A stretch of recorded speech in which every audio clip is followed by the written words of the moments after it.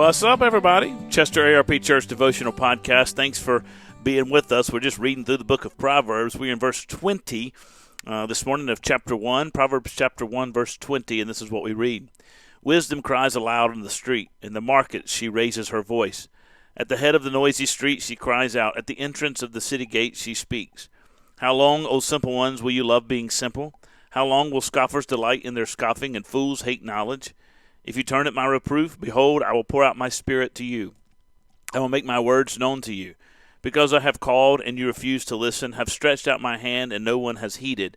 Because you have ignored all my counsel and would have none of my reproof. I will also laugh at your calamity. I will mock when your terror strikes. And when terror strikes you like a storm and your calamity comes like a whirlwind, when distress and anguish come upon you, then they will call upon me, but I will not answer. They will seek me diligently, but I will not find out. Because they hated knowledge and did not choose the fear of the Lord, would have none of my counsel and despised all of my reproof. Therefore they shall eat the fruit of their way and have their fill of their own devices. For the simple are killed by their turning away, and the complacency of fools destroys them. But whoever listens to me will dwell secure and will be at ease without the dread of disaster.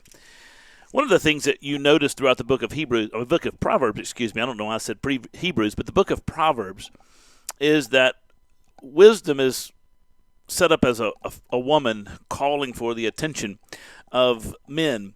And she is saying, if you come to me, I will make you wise. I will make your life better. I will give you what you need.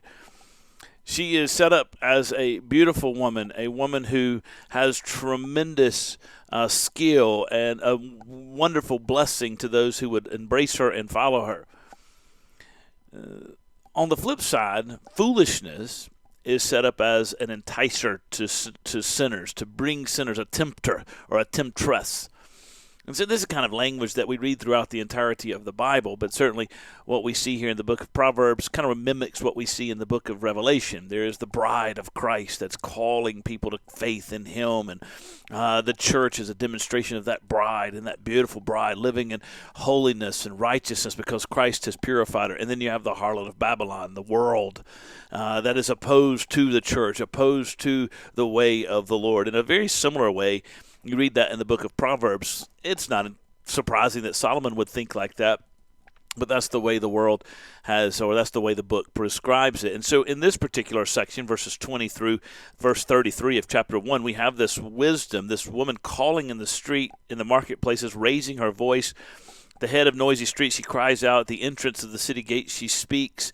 She's constantly making herself known. She's constantly showing up in people's lives and in the world's lives and saying, come follow me, come embrace the Lord, come walk with him, speaking to those who have an interaction with the Lord himself. Come and be a part of his family and apply his word to your life and seek to live in righteousness with him. Learn from your past mistakes, apply, have discernment and discretion and all those different things we've talked about.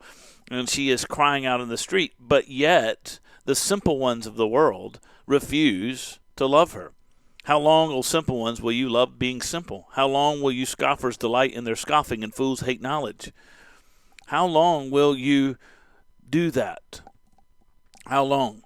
How long will you embrace the simplicity and say, I don't want to grow, I don't want to mature, I don't want to develop, I don't want to learn different ways to live my life to the glory of God. I'm just happy being simple and living in a certain way and being limited in what I can do because I refuse to learn who God is and what God has done. How long will you go about scoffing at the truth of God's word?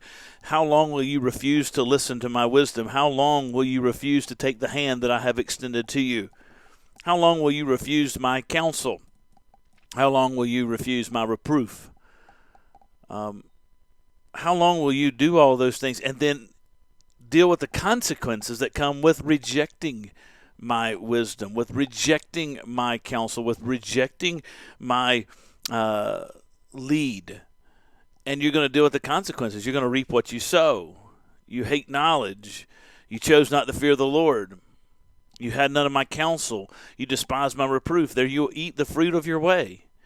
You have their fill of your own devices, and you are killed by turning away, and complacency of fools destroys them. You will go right down the paths of unrighteousness that lead to your destruction because you refuse to submit to the Lord, trust in the Lord, revere the Lord, and apply the Lord's word to your life. How long will you just simply sit back and continue to bang your head against that wall, so to speak, and say, well, we're satisfied doing what we're doing. We're satisfied losing ball games because we refuse to grow and develop and advance, as it were, a sports team, if we use that analogy. How long will you do that, right? Well, we like the simple. Well, I appreciate that, but you're not going to get to where you need to be embracing the simple only. You have to advance. You have to grow. You have to mature. You have to learn what it means to revere God and recognize in the circumstances of your life what are ways in which you can address this. How will God show you different ways out of this particular predicament and move you in the right direction, and how will he give you an imagination, a spiritual imagination to recognize that there are more than one ways to skin a cat, as it were, as my grandfather used to say. Or how long will you refuse to develop the discretion that you need to develop a plan and then execute it? How long will you be impulsive? How long will you simply refuse to live at peace with other people? How long will you refuse to recognize the beauty and the wonder in delayed gratification? How long will it be? Well, if you don't learn, you're going to go into your own destruction, and you are sowing the seeds of that destruction by your refusal to accept the truth and revere God and submit to him and apply wisdom in your life. That's the challenge, wisdom calling. Maybe she's calling you today saying, how long will it be before you recognize the wonder and the majesty that I can give you in this life? Take care. God bless you. I'll see you next time.